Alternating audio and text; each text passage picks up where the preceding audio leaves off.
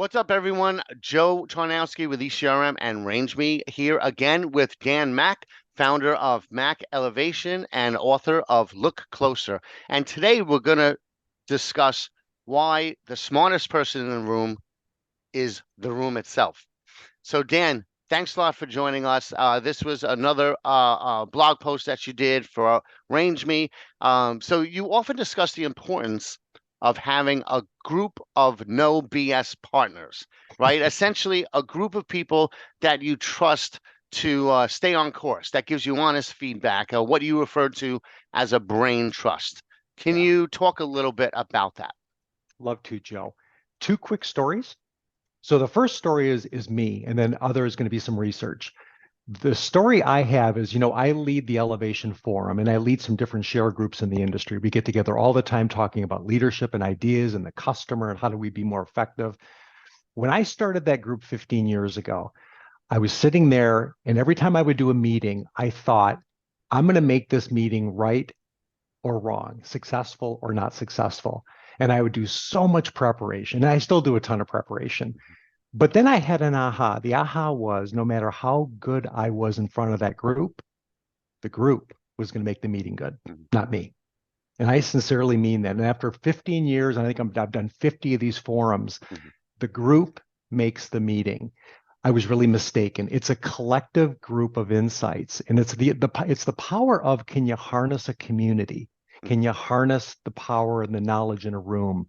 Can you allow the room to be the smartest person in the room?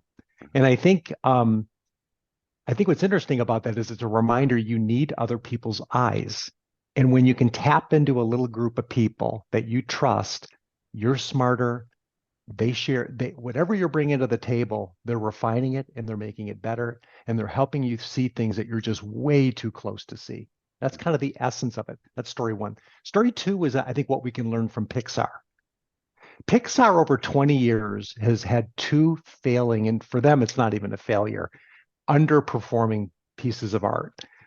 From when you think about, they did 18 of 20 films were huge blockbusters. Toy Story, Monsters Inc., Finding Nemo. If you've ever seen the film Up, the first 4 minutes of Up is some of the greatest storytelling you'll ever see. They did The Incredibles. They don't lose. And they don't lose because they use a brain trust. They have 5 to 7 people at the beginning of a project that come in, that everybody trusts. Everybody has a different perspective. They're not political. They're emotionally detached. They're supporters of the project. They're supporters of the leaders who are creating the project, and they bring objective insights. And they help strip down an idea, and then they build it back up again with you. They're just like deeply involved with the process, and they help you be better. And I just think there's a lot to learn from that example.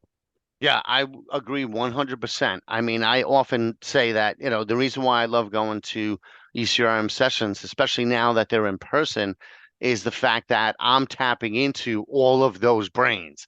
You have all of the retailers, all of the brands, a lot of them have a ton of experience.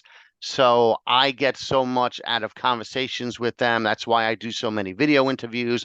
And where we really see it in action is during our roundtable. So, Yeah. most of our sessions, and I think all of them next year, we're going to do roundtables. They're basically, we'll have 5 different tables. Each one has a specific topic. They're casual conversations. People are aware of their topics in advance. They come in, pick a table, they have a 30-minute discussion, then they get up, pick another table, sit down, have another 30-minute discussion. I usually interview all the moderators afterwards for key takeaways from each discussion.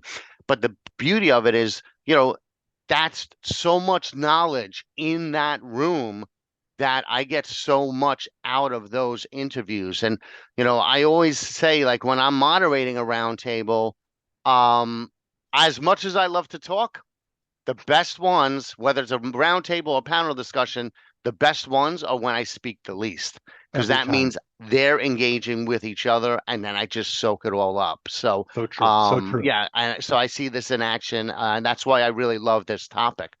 And I guess we kind of answered this a little bit, but why do you think these brain trusts that you mentioned are so essential now more than ever? Well, I think, Joe, with just so much, I mean, again, such an overused term, but so much cultural and industry disruption. Mhm. The rules are changing right in front of us.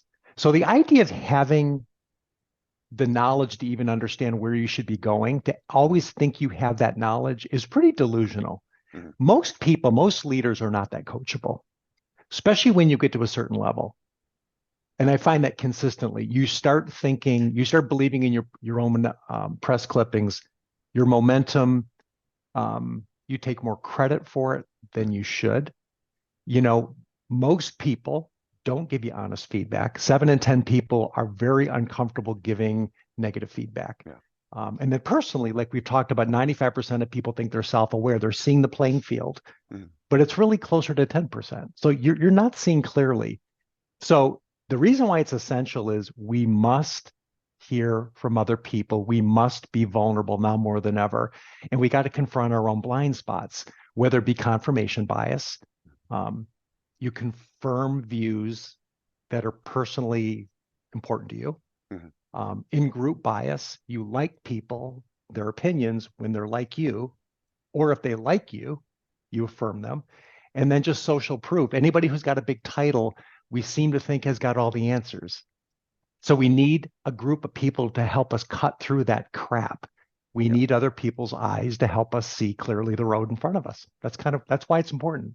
Yep. And that honesty and candor and you know, on the part of the people giving advice is critical, but also, like you mentioned in your column, we have to be able to accept that Yeah, information yeah, and do it, from have a little, put the ego aside and yeah, be a little humble and take that feedback. So yeah, awesome. So what's the formula for creating a trusted brain trust in yeah. our industry, or any industry in particular? So I think there's two ways to think about this. If you were to think about it in your own personal life, are there three people that you go to when you really are struggling with a decision? In a business environment, I'd say maybe 4 to 5 people. When you are there people that you just absolutely know they're courageous, know that they're candid, know that they're transparent with you, they're not holding back, and they're for you, they're not against you. These are not the people that kind of get a little bit of joy from kind of jabbing you a bit. That's not the right brain trust person. These are Mhm. people who love you and are helping you and they're smart. So I think there's a thought that I think is really kind of cool. It's a Pixar thought. And it's the thought that ideas can only become great when they're tested and they're challenged. Mhm. And I think, again, most leaders, when I'm having a bad day, I don't like having my ideas challenged too.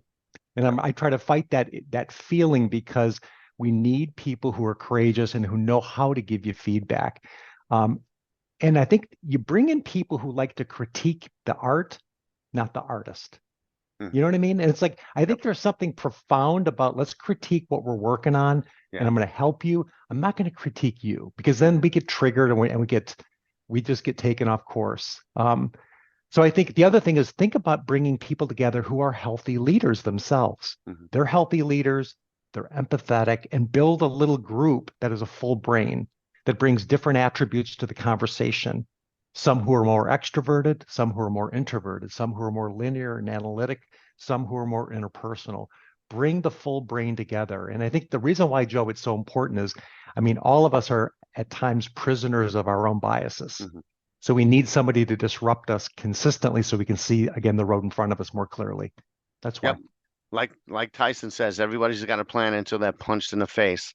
I So you love that need quote. someone to pressure test your ideas Yeah. and stuff like that and do it in an honest way. So, all right, awesome. Well, thanks again. And everybody watching, you can find more of this stuff from us on YouTube.